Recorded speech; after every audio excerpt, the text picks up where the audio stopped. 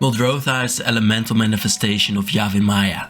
During the first Phyrexian invasion on Dominaria, Multani used up all of his power to push Yahweh Maya into the swamps of Urborg. Over time, the intersection of wild forests and dying swamps manifested a new elemental manifestation. This became Mol, like the mole in Multani, Drotha. When we last saw Muldrotha, she felt immense anger mixed with deep pain as she's struggling in the state between life and death. She has the great responsibility of reviving her lands and slowly converting lost swamps into living, lush forests. I want to thank Big Bad Mossad, Rudo the Hero, John Waters, Diane the Punk, Crossman Chris, Dapper Gast, Artemy, Goth Cowboy, Octavia Hexadaughter, Kevin Little, Caesar's Champion, Magnus Magicus, Ben Lowtech, Powerhelm, Arboreal, Glazer, Todok, Mara, Scry Guys, Ahoy Jakey, LGS Vibes, Ryanarchist, The Eldritch Keeper, Dr. Brainenstein, Discriminator, Neo Royal, Alice Chizita, Mario, Chain, LaBlue, Samuel Baird, Mac, Herald of Shieldred, and Cool Stuff Inc. for helping me make this deck. Thank you. Alright, so for this deck, let's go over the archetypes in this deck first. So what we want to do in this deck is make a lot of big insect creature tokens and get them enormous and massive and in massive amounts. And that sounds weird with Muldrotha, but I think this is the best win con for her. Of course, first of all, what we want to do is fuel our graveyard. So we have some really cool cards in here, and we'll go over the cards later, but just let's first look at what the deck does so we understand the cards better. We also have Necrophilia. This is a little bit of a package where we want cards that really like creatures dying or going into the graveyard. Draining our opponents or drawing cards for us. Then what we also like is, redundancy is my favorite thing actually. These are cards that could also be a sort of a commander. They work very well with every theme that is in this deck. Maybe not per se insects, but Muldrotha doesn't either. Then we have some creatures that we want to sack or that we automatically sacrifice. Of course, because we will have some sacrifice effects, and we really like to have our creatures be killed, but I do prefer it if they are cards that sacrifice themselves, like Sporefrog that has been suggested a lot of times. Then I have a little package where we also get back lands and are happy because we do so. We draw extra cards and stuff like that, so the already ramp. So that's really cool. This one is a weird one. It's from Alice, but she really liked it. And playing with it, I must say that I really like the card as well. So we'll go over that a little bit more later. And then for specific cards, let's get into this little bit first. From Herald of Shieldred. What it does, so Primal Surge helps us really well because we don't have any non-permanent cards. So that helps us except for Primal Surge, I guess.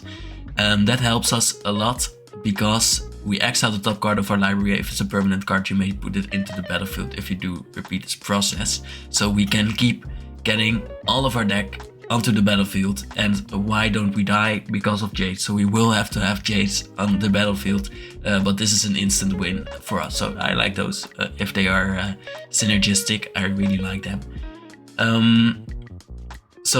That's a cool combo and it works really well. It isn't even that expensive, so I think that's really cool. Then a really cheap part of our deck is the refueling part.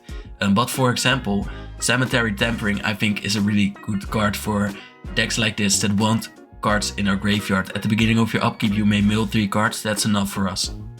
Honestly, that's where the card is good enough already. And we have some more cards like that mill. Auric Lore Mage is just $1 right now, but they search your library for a card and you put it into the graveyard. That is a vampiric tutor that you can use every time, only your cards go into the graveyard, but you can get them back with Muldrotha, so that is really good. More mill, I think this is all just mill sort of mills. On the round Lich is a bit more expensive, but it is a really good mythic. If you would draw a card, instead look at the top 3 cards of your library, then put 1 into your hand and the rest into your graveyard. You essentially draw 3 with this deck. So that is pretty insane for this deck. So I would definitely play it. If you want it to be a budget deck, then don't play this or that. But yeah, I really like it. Then we have Blood Artist. Whenever it or another creature dies, target player loses 1 life and you gain 1 life. Note that we have so many creatures that can sack themselves at instant speed that when we play Primal Surge and we have Blood Artist out, for example, while the permanents are well, entering the battlefield, we can sack them too. Or at least I think, and I've never been stopped in doing that. So please correct me if I'm wrong. But then there's River Kelpie, which helps us draw cards when creatures die.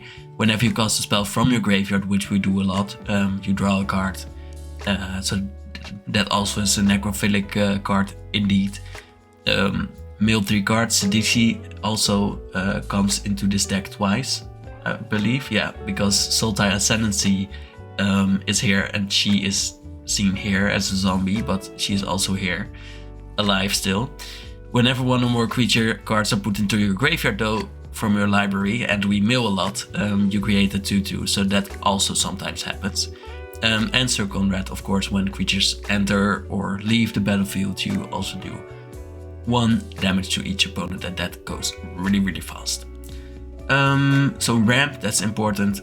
But like I said, I want a lot of creatures that enter the battlefield and then immediately sack themselves. So Flashback Marauder is actually perfect because it immediately sacks itself. And there are some more cards that aren't that fast, but Playcrafter is another one that does that, so it instantly lets you sacrifice a creature. And many of these are also otherwise instant speed.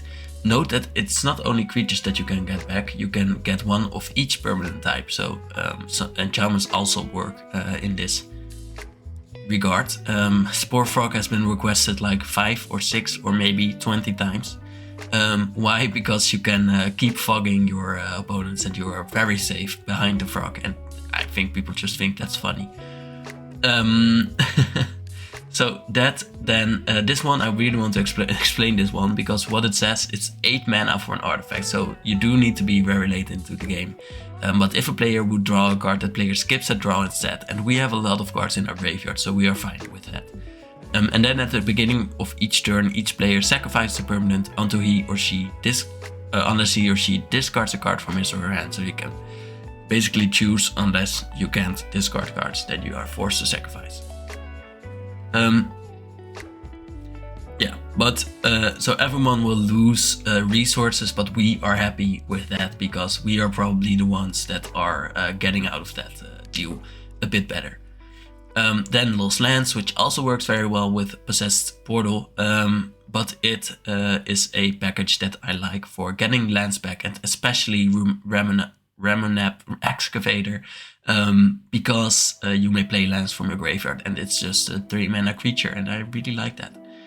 But otherwise you get more lands into your hand, and the Gitrog monster, of course, our frog that we really love. At the beginning of your upkeep, sacrifice it unless you sacrifice a land, and we don't mind that. You may play an additional land on each of your turns, and whenever 1 or more land cards are put into your graveyard from anywhere, from the milling for example, we draw more cards, so we go through our decks really fast. Especially with getting cards into our graveyards. And then we come to, I think, well, no, let's go first to redundancy.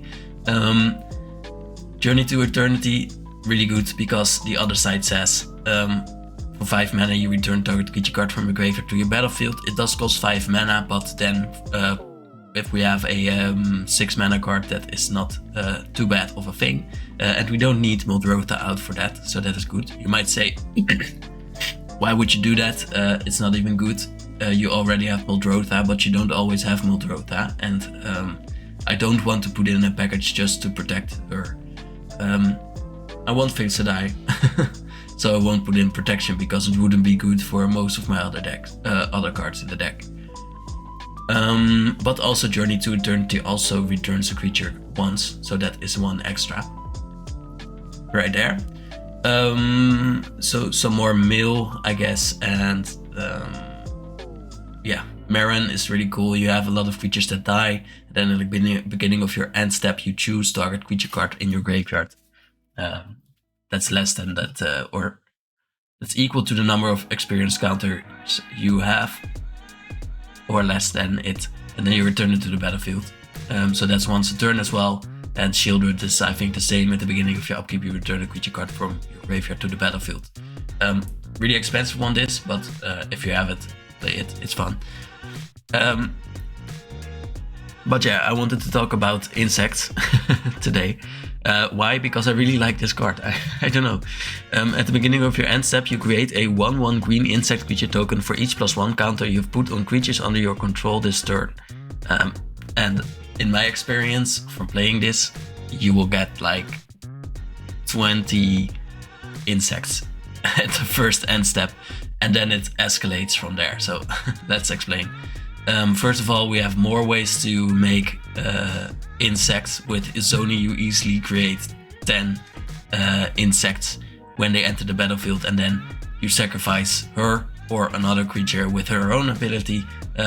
You draw a lot of cards, you drain your opponents, you gain life yourself, and then you replay Izoni from the graveyard and you get even more of those 1/1s. So yeah, I really like that. And often a board wipe or a semi-board wipe can really destroy your opponents pretty much instantly. I do have to say I have put some other cards in, like the 3 mana card that lets you instantly sacrifice creatures. I forget what it's called, but it's not here.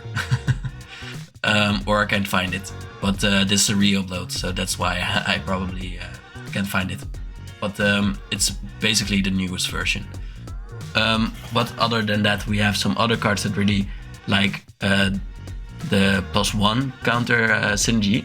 So for example, each other creature you control enters the battlefield with a number of additional +1 counters on it equal to Master Biomancer's power, so 2 at least. But then also, if we create those 15 insects, they all enter with those +1 counters, or if we do it with Izoni, when we have Iridescent Hornbeetle out, we even get more insects at the end of our turn, and they all come in as 3/3s, which is insane, and will win you the game over 2 turns. So I'm saying insane, but it's over 2 turns, so your opponents do have time to react to it, but they don't want to board wipe most of the times. But Mazrak, whenever a player sacrifices another permanent, put a +1 counter on each creature you control, so that is really fast as well. I think he's an insect too, yeah. Then another insect that also lets you instantly sacrifice creatures, so that's really good. We want more of that. And I noticed that as well, so that's why I added more. Remove counters, and then you create an ooze, which is also something we like, where X is the number of +1 counters removed this way, and then the ooze becomes bigger. Oran Reef, put a +1 counter on target creature, and when it attacks, put a +1 counter on each attacking creature, so that is a lot of counters in this deck. Then whenever a creature you control dies, if it had 1 or more +1 counters on it, you may put that many +1 counters on target creature, so you distribute them around again. Rishkar makes them mana lords as well, but we usually don't need that right away. But it's a way to kickstart the counters and the insect tokens. Landfall, making a lot of creatures, also something we like with Scute Swarm, and Slurk enters with 5 counters, so that's already 5 insects. And whenever it or another creature you control dies, if it had a +1 counter on it, put a +1 counter on each creature you control that has a +1 counter on it. And why does this work, by the way? Because I often had like half of my deck in my graveyard, and I could really choose this strategy and do it over and over, and it would be really strong. Otherwise it wouldn't work, and I think this package really only works with Muldrotha, and that is why I think this is really a really cool one. And also why I called it Mudslinger. So that was this deck. I think it's really fun.